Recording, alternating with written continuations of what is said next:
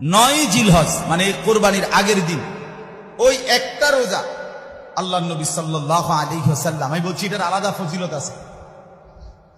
প্রত্যেকটা রোজা এমনি 9টা রোজার হিসাব হলো 1 বছরের কি নেকি রোজার সওয়াব।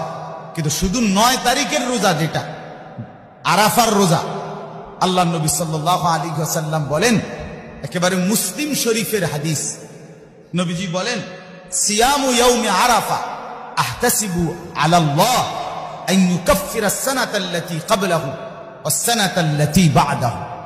নবীজি বলেন 9 জিলহজের রোজা, আরাফার রোজা, আমি রাসূল আমার আল্লাহর কাছে আশাবাদী এই এক রোজার বরকতে আল্লাহ তাআলা আমার উম্মতের পিছনের 1 বছরের গুনাহ মাফ করে দিবেন এবং সামনের 1 বছরের গুনাহ মাফ করে দিবেন।